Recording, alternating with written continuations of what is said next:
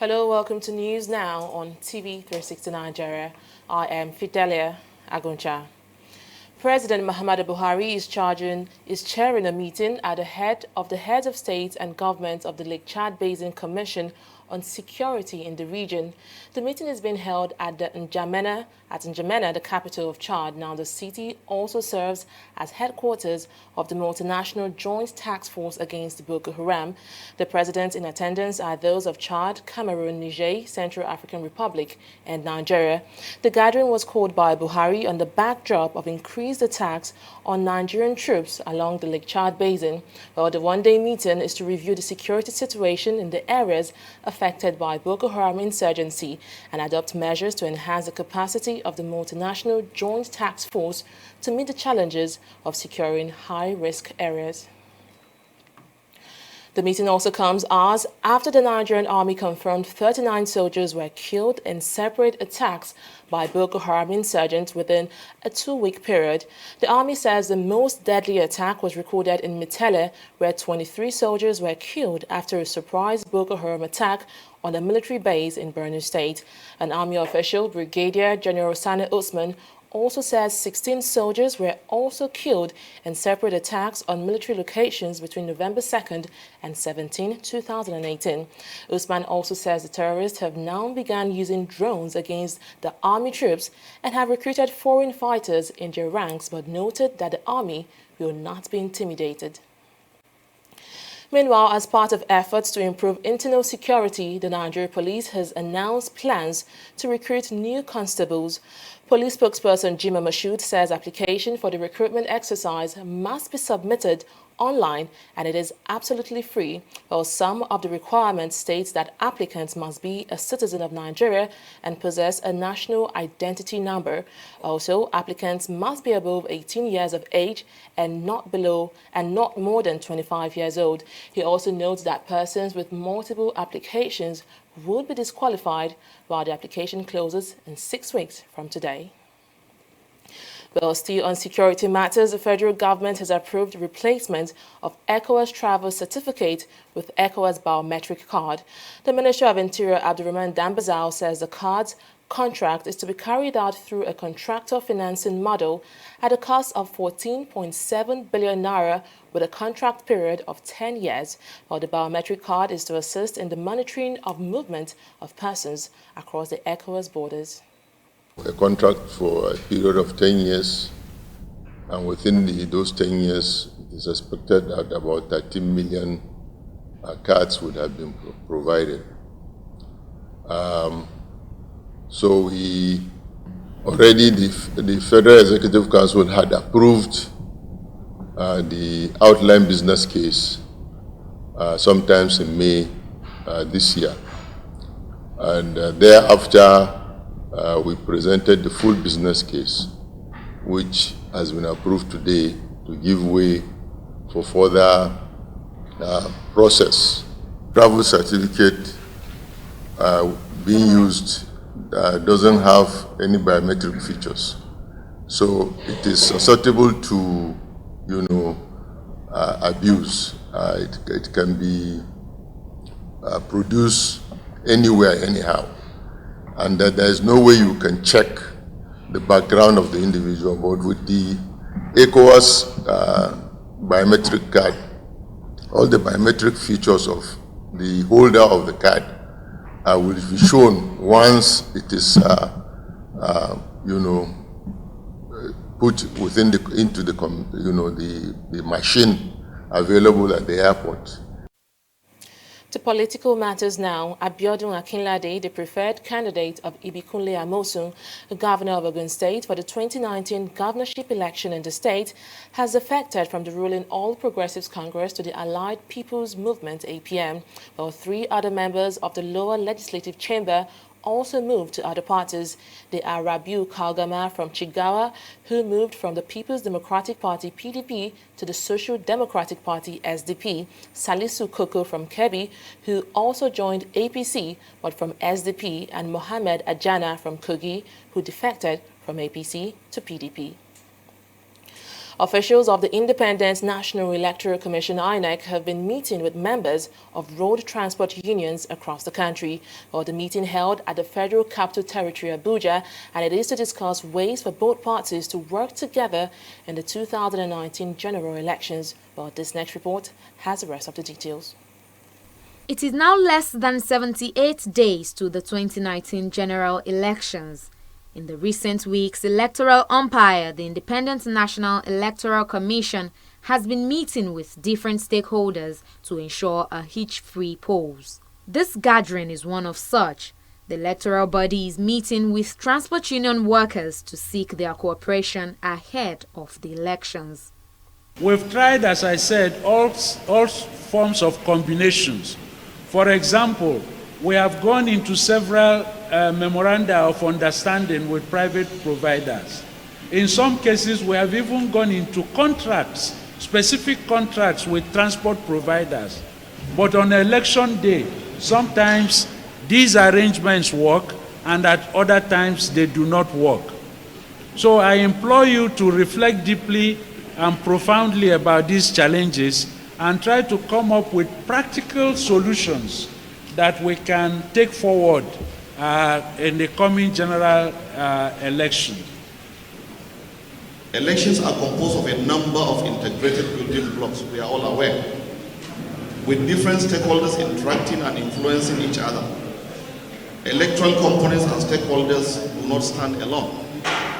It is based on this or existing reality that the synergy between INEC, NURTW, RETAN, NATO is very crucial for proper and timely delivery of election materials and personnel in the 2019 general elections.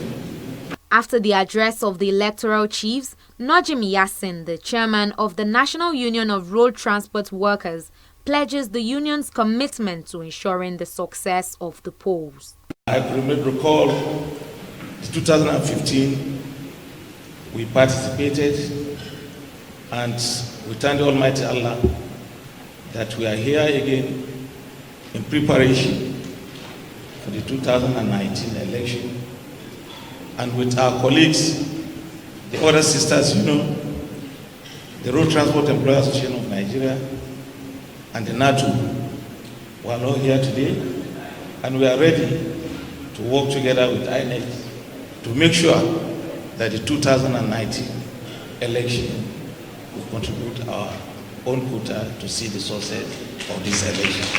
The 2019 elections kick off on February 16, 2019 with the Presidential and National Assembly elections. It ends on March 2nd with the Governorship and State House of Assembly elections. Unyi Adekunle, TV360, Nigeria. A former Chief of Defense Staff, Alex Bedell, will on January 16, 2019, open his defense in the alleged 3.97 billion naira fraud charge preferred against him by the federal government. Solicitors for both parties agreed on the date on Thursday at the Federal High Court in Abuja, following the failure of the defense team to enter a no-case submission as agreed on October 23 when the matter came up.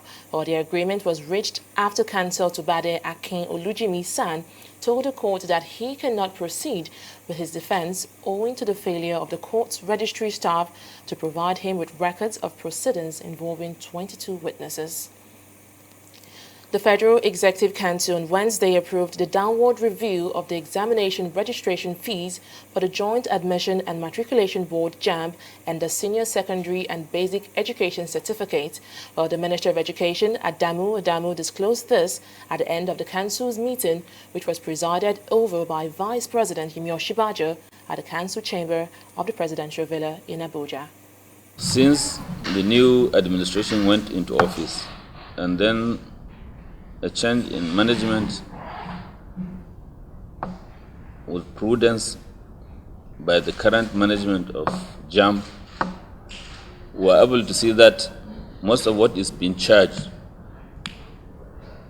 actually doesn't have to be, because a lot of it is being siphoned by corrupt officials.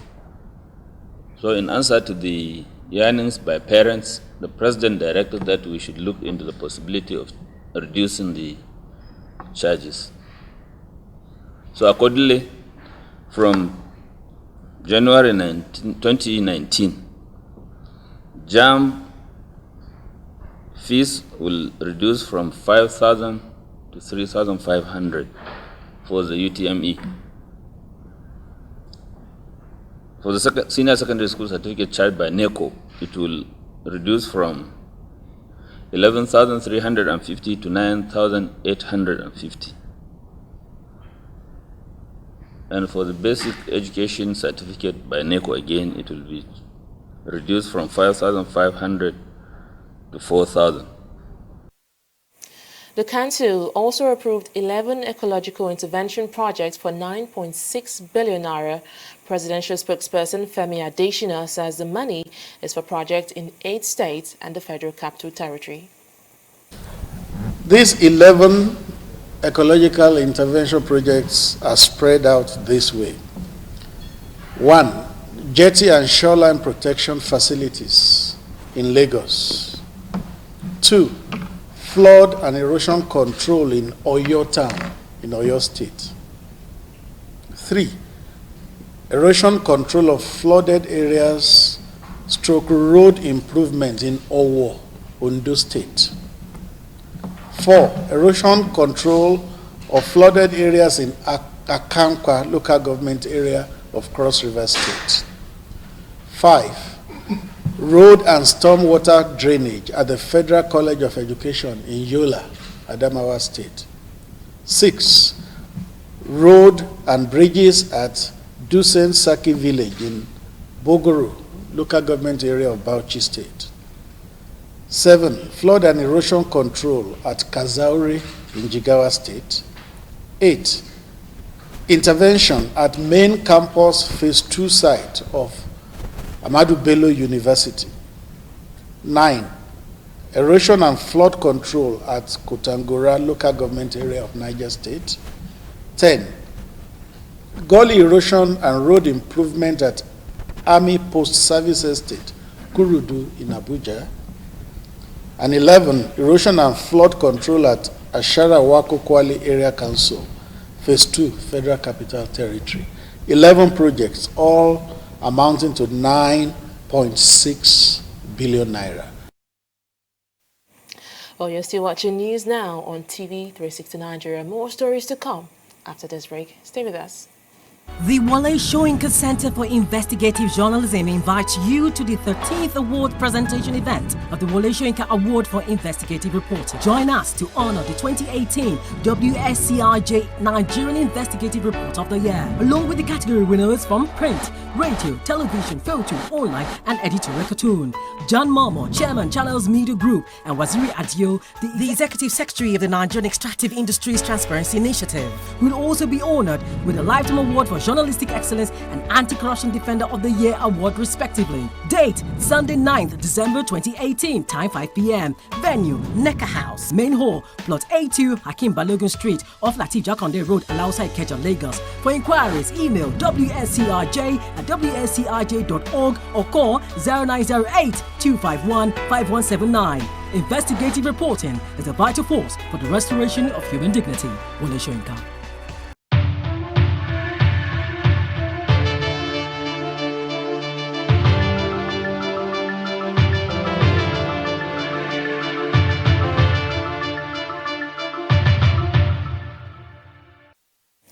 Glad to have you back.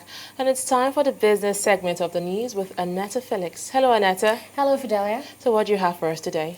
Well, the Petroleum Products Subgroup, under the auspices of the Manufacturers Association of Nigeria, has raised concerns over excessive charges from regulatory agencies involved. Now, the group raised the concerns at the interactive session with the agencies, which are the National Oil Spill Detection and Response Agency and the National Environment Standards and Regulation Enforcement Agency. Our correspondent, Adeshawa Odushoga, has the rest of the story. Members of the Petroleum Subgroup were the first to explain their stance. They are accusing the regulatory agencies of several shortcomings, including multiple charges and over-regulations, among other things. The petroleum subsector, that is the petroleum industry, what we are regulated mainly by DPR.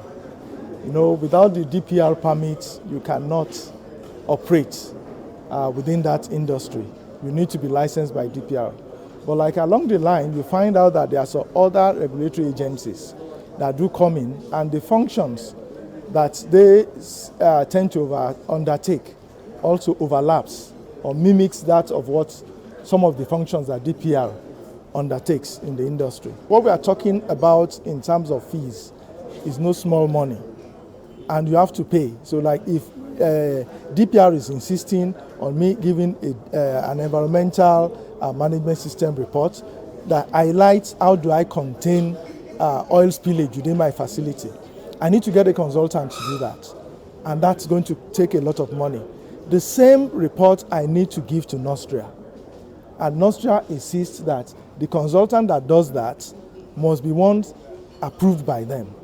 That means I need to pay another consultancy fee to the consultant nominated by, not nominated but approved by Nostra. I may have to go and source for the consultant, but must be one approved by Nostra. Despite their complaints, the regulatory bodies insist they have not broken any laws. The idea of overregulation, I'm not too sure, but incidentally, I'll give you one example. For the agency, there's this 3-year cycle of environmental audit. And when you do that, quote me, you do it once in 3 years. For a big company, the charge for that to do the environmental audit is 250,000. If you divide that by 3, so a company is paying maybe about 85,000 or something a year. That's a paltry sum for a big company and multinational on issues to do with the environment and human health. For smaller companies, like small scale, micro scale companies, they don't even pay that much. They pay about 20,000 or 25,000.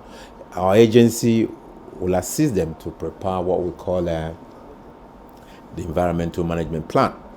So our whole intention is not to kill any business, but it's rather for the business to grow in harmony with nature.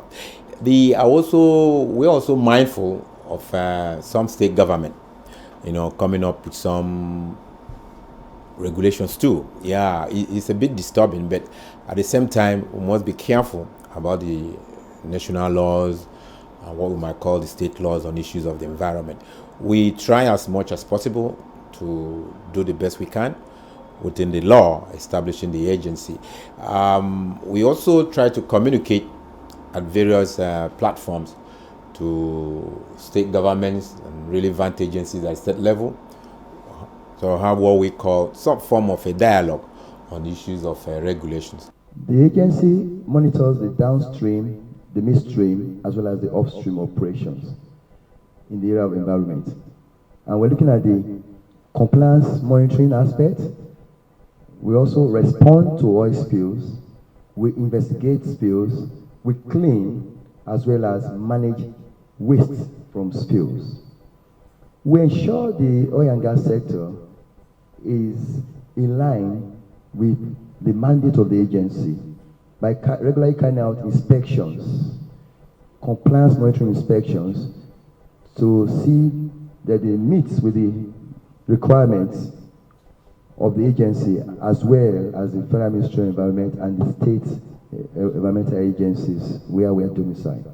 The issue of excess regulations from regulatory bodies have remained a challenge to government's plan to improve the ease of doing business in Nigeria for both local and foreign investors. Many stakeholders believe curbing the excesses will go a long way in attracting investors back into the country. Adeshewa Udushoga, TV360, Nigeria. Oil prices ticked higher on Thursday on optimism that trade talks at the G20 meeting could aid the global economy and improve the demand outlook. U.S. crude futures rose 38 cents to $51.04 per barrel, while Brent crude rose 27 cents to $59.25 a barrel. Both markets rose more than 1% in early Asian trade, and investors in commodity markets are looking ahead to the meeting of leaders of the group of 20 nations, the world's biggest economies, on November 30 and December 1st. U.S. President Donald Trump is open to a trade deal with China, but is also prepared to hike tariffs on imports from the country if there is no breakthrough on long-standing trade issues.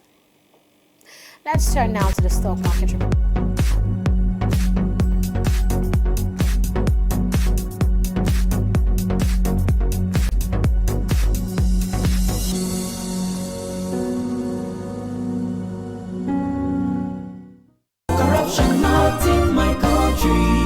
Hello? Yeah, I found your wallet in front of a supermarket. Meet me at Apple Junction. Yes, I'll be waiting for you. Now we find out. Two of us. Thank you very much, officer. You know, it's surprising that men like you still exist in the police force. Yes, oh, yes. This is just a token of my appreciation. Oh, no, you don't need to do this. We're only doing our job. Thank you very much. God bless you. You're welcome. Now I know police is really my friend. Yes. Friend. Hey.